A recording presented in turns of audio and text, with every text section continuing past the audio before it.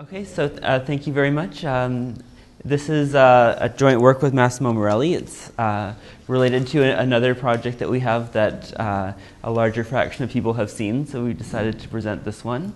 And so the question of this paper is we're simply going back to the issue of pandering in representative democracies. This is a very, very simple applied theory paper. And so, as I assume everyone in this room knows, in representative democracy, there's work on the incentives for politicians to engage in pandering. Classic papers on that by Maskin and Troll and Kane, Thrones, Herons, and Shots. And so basically what we're going to ask in this paper is, okay, so which issues are we more likely to see pandering occur on? So what features of the issue makes it more likely that we'd see pandering behavior as opposed to sincere behavior by politicians?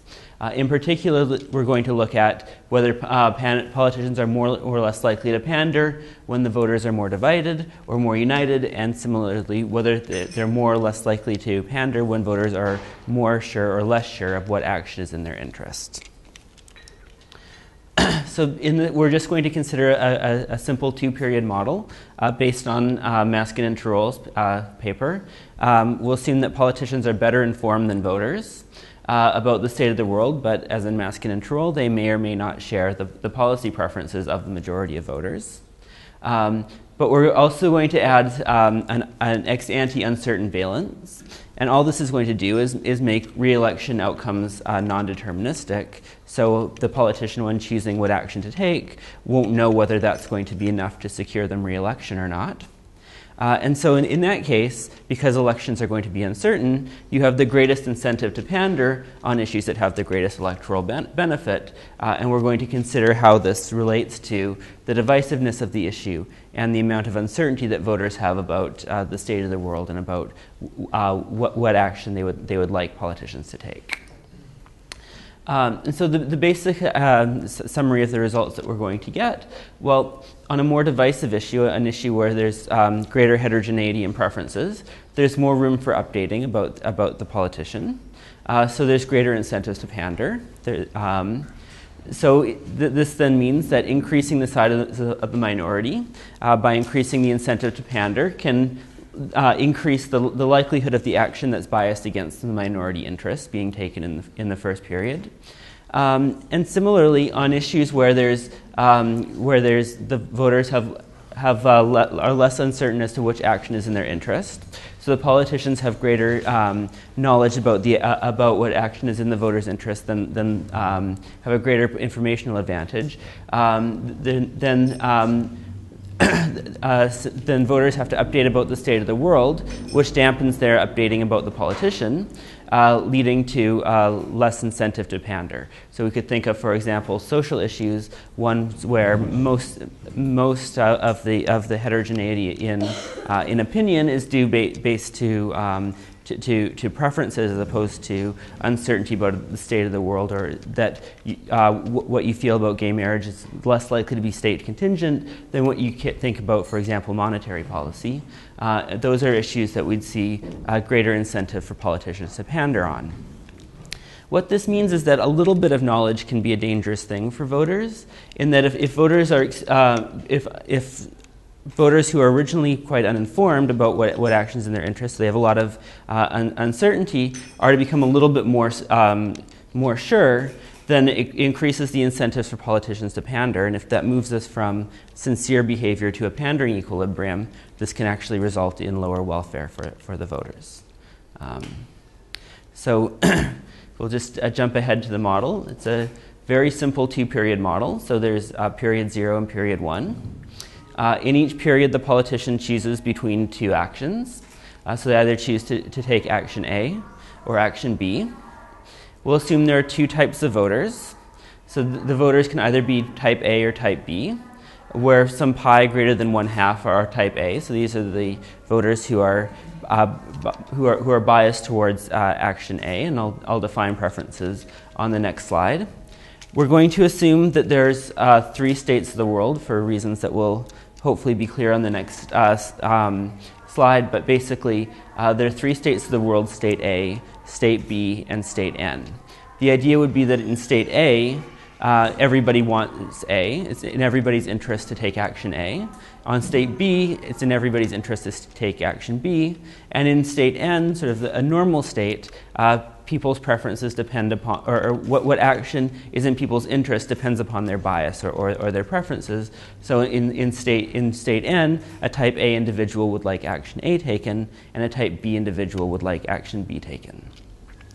We're going to assume that the probability of that the state is A is equal, and the probability the state is B are each equal to sigma. So sigma tells us how likely we are to be in the states where everybody prefers A or B, and then of course 1 minus 2 sigma is how likely are we to be in the normal state of the world where disagreements are driven by preferences. Now, then we'll also assume that that politicians have some valence that voters care about. So voters receive some utility just intrinsic from liking the person who's on camera, and then this will become a source of randomness. And any other modeling technique that generates uncertain outcomes would generate similar results. Okay. So as I was saying, the preferred action of the voter is A in state A, regardless of their type. In state B, everybody would prefer action B to be taken. And in state N, the preferred action of a type X voter is action X. So if you're type A voter, you'd like A. If you're type B voter, you'd like B. Right? So in this setting, people know which direction they're biased in, so they know whether they're biased towards A or biased towards B. But at the same time, there's the state of the world is relevant for the preferred action of all individuals. Then the stage game payoff of the voter, they get benefit V from the valence of the candidate, and they get disutility if the policy chosen does not match their preferred policy. And we normalize this by 1 over 2 sigma. So if they get disutility 1 over 2 sigma, if the action taken does not match their preferred action in this state. The reason we normalize it by 1 over 2 sigma is we want to avoid changes in sigma affecting how much voters care about a policy relative to valence. With the 1 over 2 sigma normalization, the intensity of disagreement between is always 1 between the type A and the type B individual if we were behaving sincerely. Because with probability 1 minus 2 sigma, we disagree, but the disagreement is weighted at 1 over 1 divided by 1 minus 2 sigma.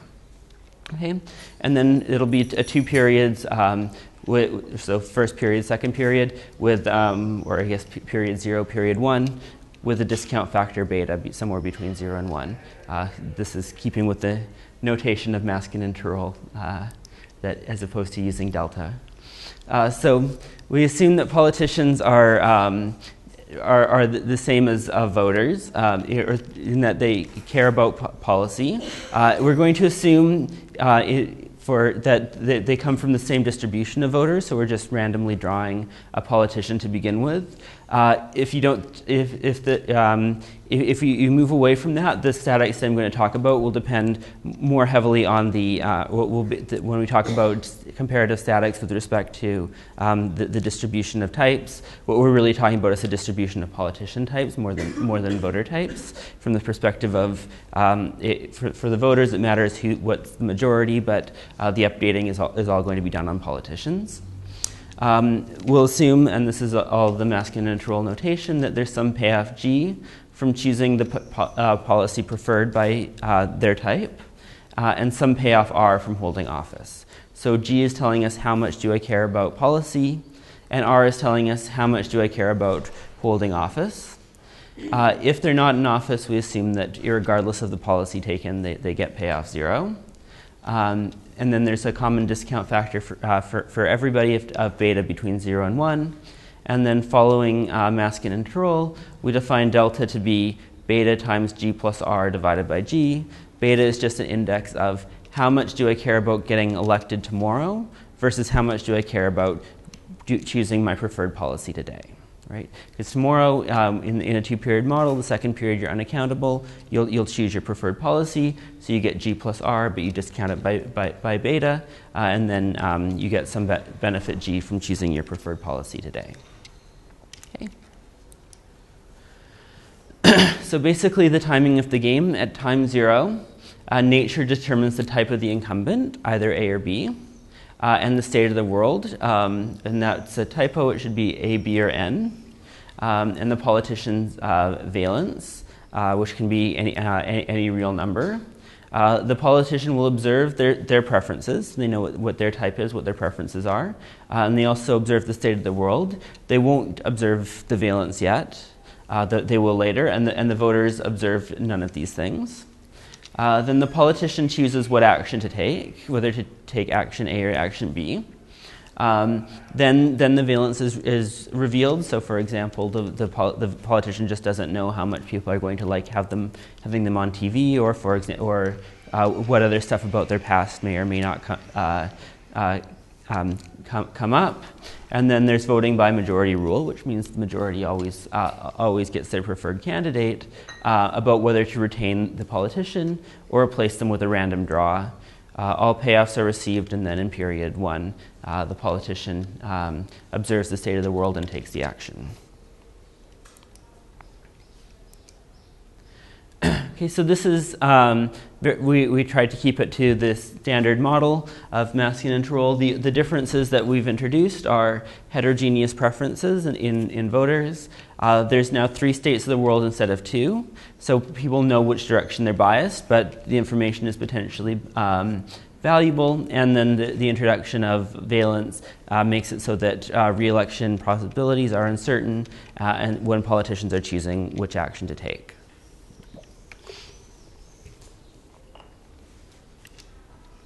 Okay, so this is a signaling game. So there are many equilibria. What we're going to do is focus on equilibria where the first period action of the politician depends only upon their preferred policy in the initial period. So, for example, in type B, or in state B or state A, the preferences of the politician doesn't matter. In state N, we assume that, or type A politician, we assume they behave the same way in state N as they would in state A. And then there's also an equilibrium where you can pool on B and rig up off-path beliefs if you really want to. We're just going to ignore that. So we'll focus on equilibria where the first period action depends only upon the action that generates that those who prefer A or those who prefer B choose the action with the same probability as each other. And ignore pooling on B, so then with that we get a unique equilibrium that we can then take the comparative statics on. Okay. So, there's no challenger. So there's a challengers don't win. The challenge. Random draw. Yeah, the challenger is just drawn at random. So you just grab somebody off the street and say, "Okay, you're president today." So the challenger doesn't do anything.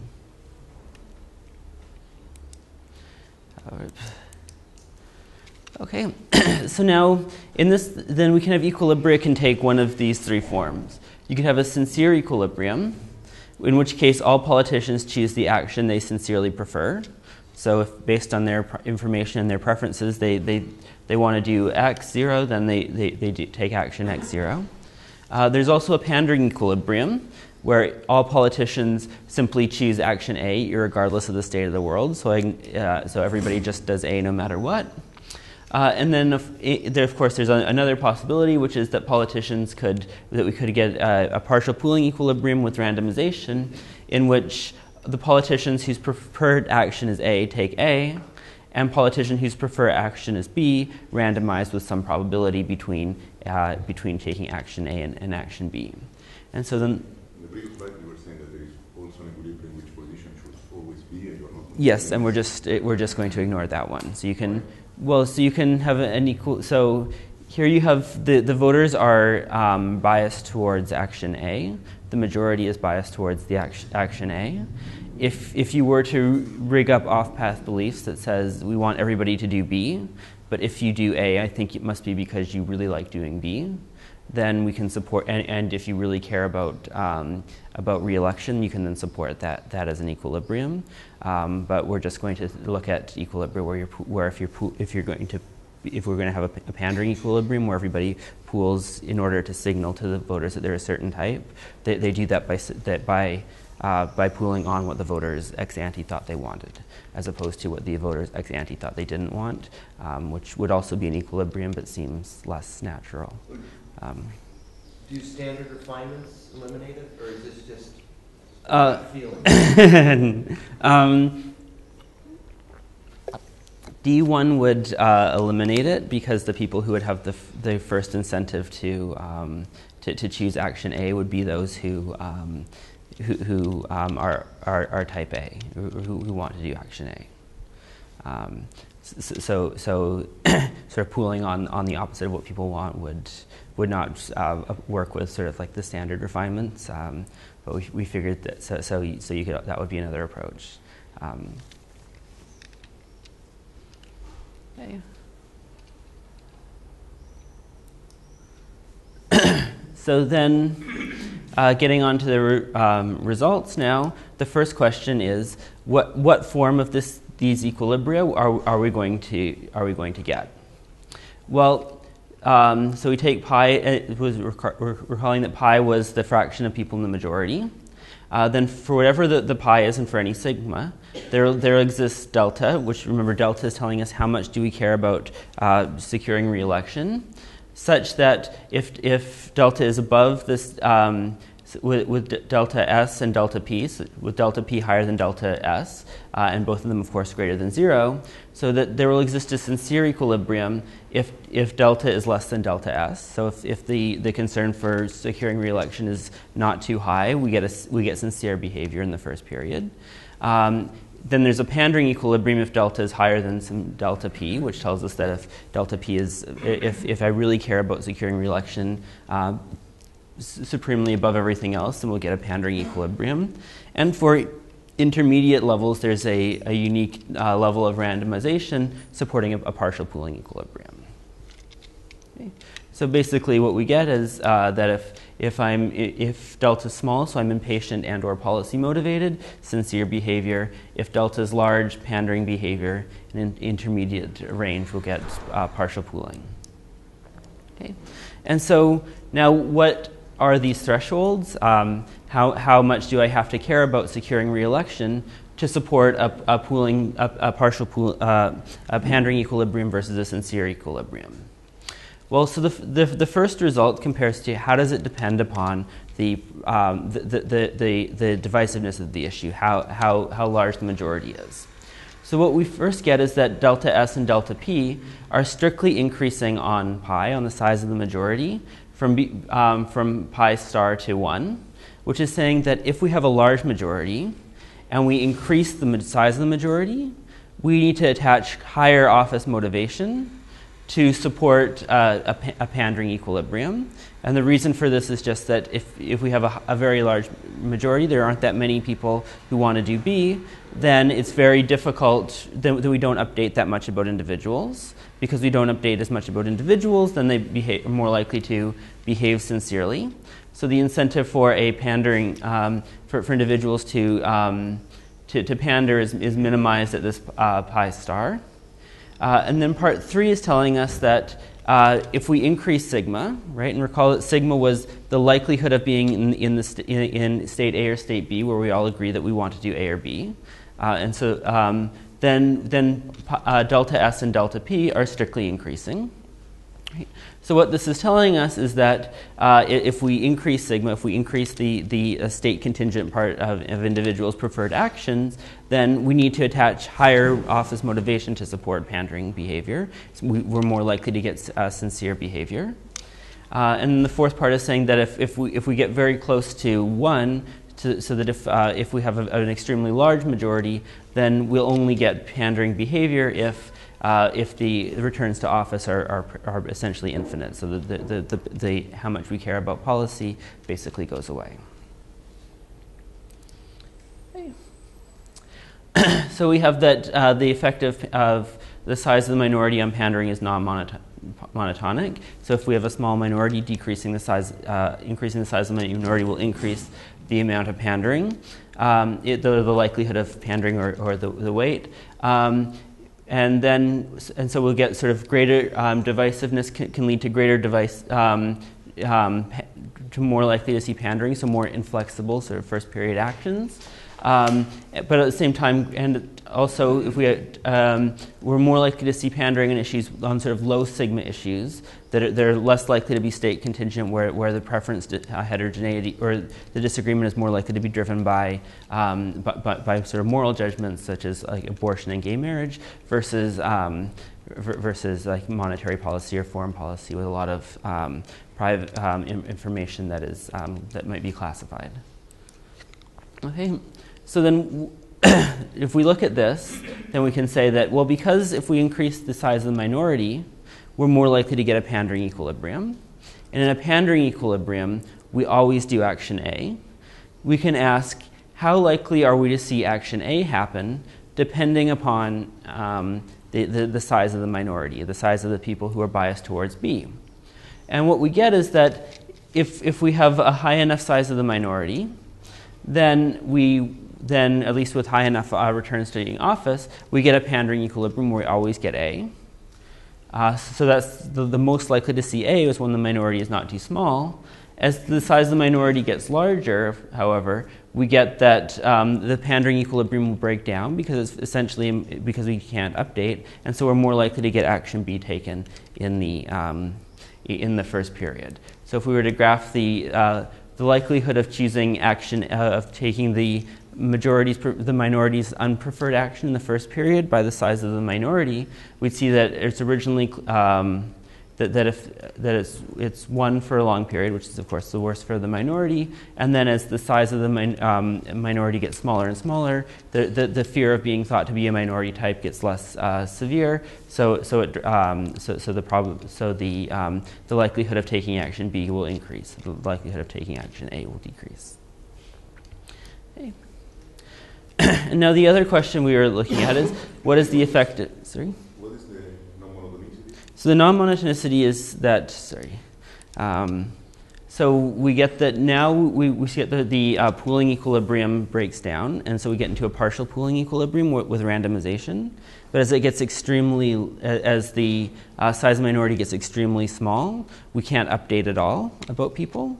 And so in that case, we then stop being a partial pooling equilibrium, moves to a sincere equilibrium, in which case a larger size of the minority causes more likelihood of action B being taken because they're just following their sincere preferences. Do you have any comparative studies with respect to the variance of the variance? The variance of the valence. So we haven't worked that out because we haven't sort of parameterized it. But the more variance in valence, the less pandering you would see. So as the amount of valence gets very small, you get sort of more pandering. As the valence gets very large, we get less pandering.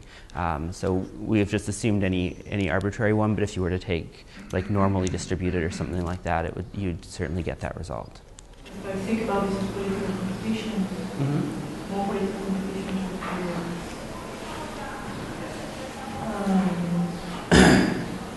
think about it? So if there is more political competition in the sense of that I'm more likely to okay, so if you get into a case, so the more sensitive my re-election possibilities are to my actions, the greater incentive there is for pandering, right?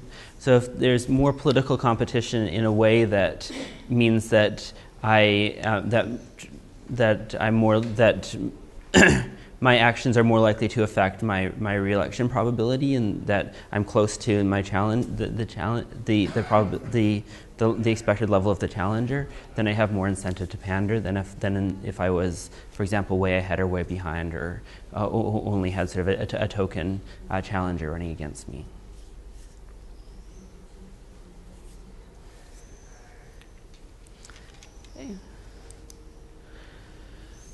So then the other question we were interested in is what happens when when we have pandering, when we have change the uncertainty that voters have, or the amount of that heterogeneity in preferred action that's tied to the states of the world.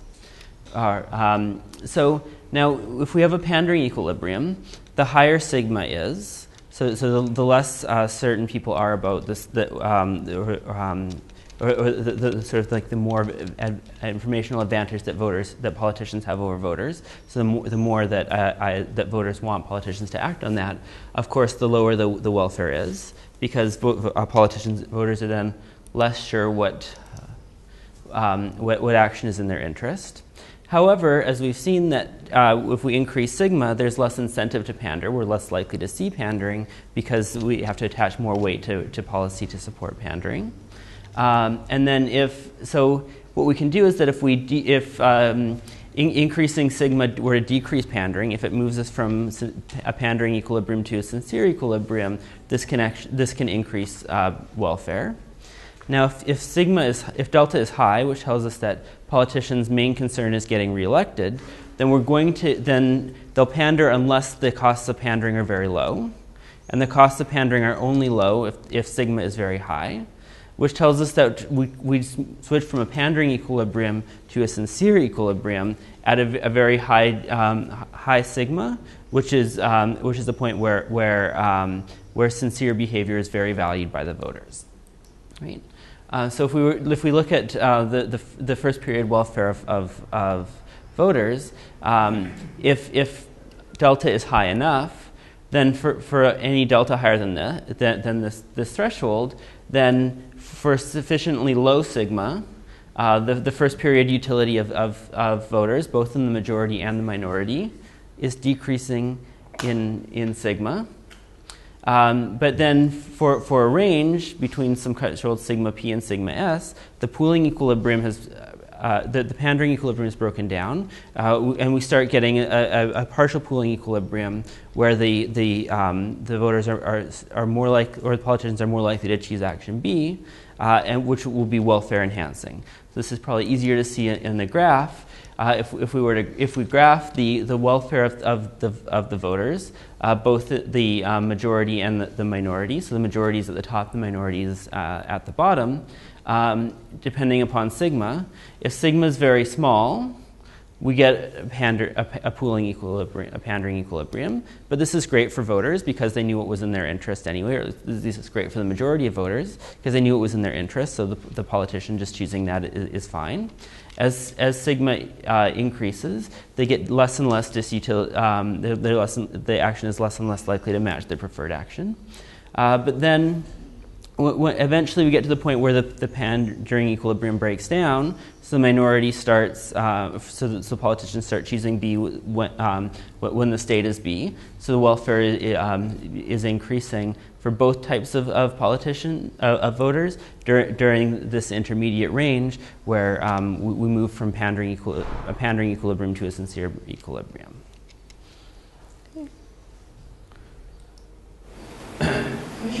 So your comparative statics with respect to pi. Yeah. Because can you only see your comparative statics with respect to the trial? In your case, pandering is to the branches of the majority, whereas in your case, pandering is with respect to the prior beliefs. So in masculine control, they don't really have comparative statics like this because re-election is either 0 or 1 depending upon your action. So in their case, they have the delta. Tells us that if this delta is greater than 1, then we get pandering, and if delta is less than 1, we get sincere behavior. Whereas but it doesn't vary depending upon the prior beliefs or the likelihood of congruence.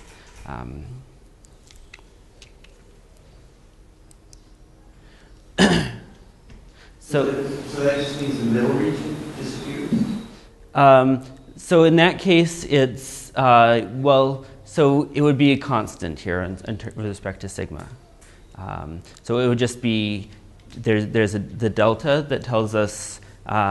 So here we have different things with the delta p and delta. So this seems backwards to me.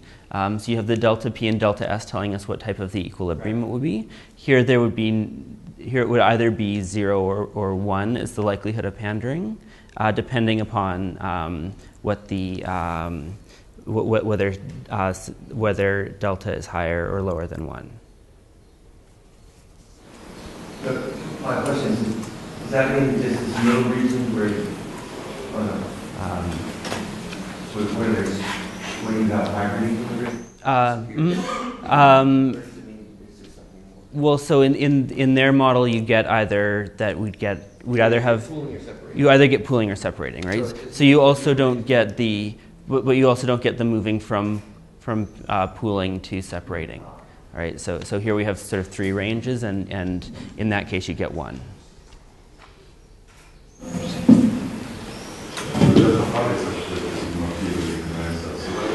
Sorry. The delta bar,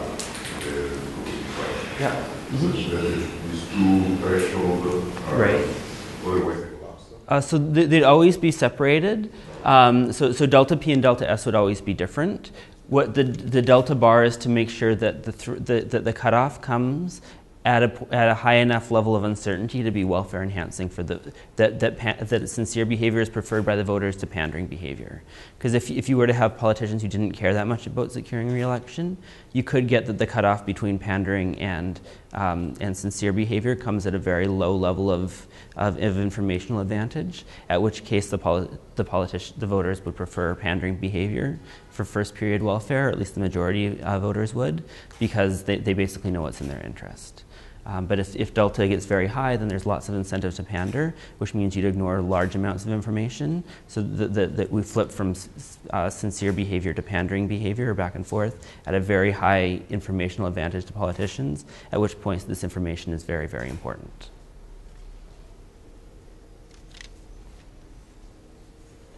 Any other questions? Okay. And so then the next point just to make, so what we have is that if sigma is high, sincere behavior is preferred by the majority voter, and of course also by the minority. And when delta is large, we switch from sincere to pandering with a very high sigma. But we've only so far considered welfare in terms of first period behavior. But of course, pandering is also very bad for selection, because in a pandering equilibrium, we can't learn anything. So second period welfare actually goes in the same direction. So on this range, sigma p to sigma s, the welfare of both types of voters is increasing in sigma, not just in the first period, but in the second, in terms of the 2 period welfare is increasing for both of them. Okay.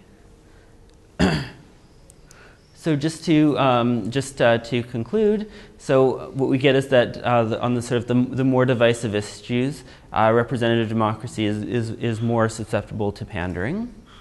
When politicians have little informational advantage over voters, we're likely to see pandering, but at least in terms of first period welfare, that's not really a bad thing, because the voters more or less knew what they wanted and the politicians just deliver it. Now, if there's much voter uncertainty, so it's extremely state contingent, and the politicians know a lot that voters don't, pandering would be very harmful, but it's less likely to occur in equilibrium, because you'd have to really not care about policy. So when we're most likely to see sort of the socially inefficient pandering would occur for sort of more intermediate levels of informational advantage.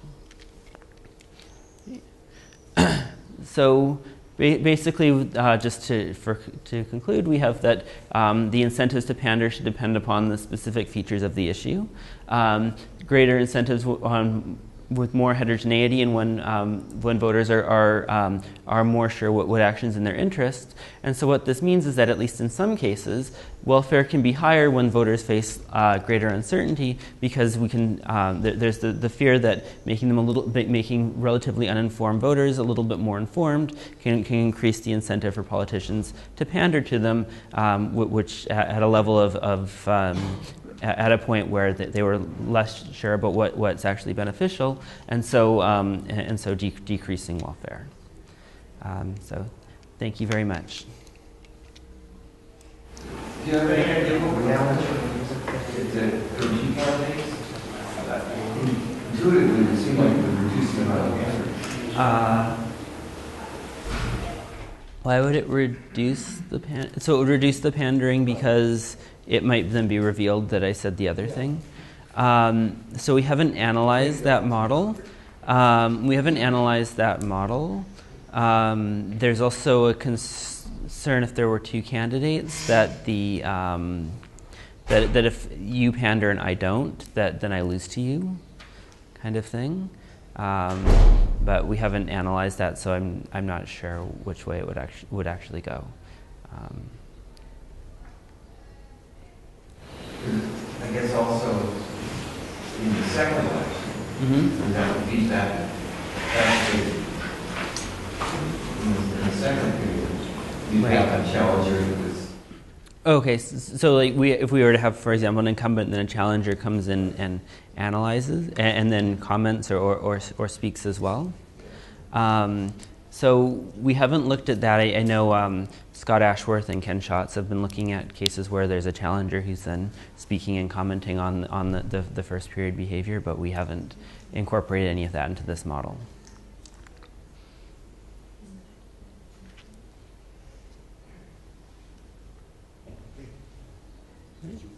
Thank you.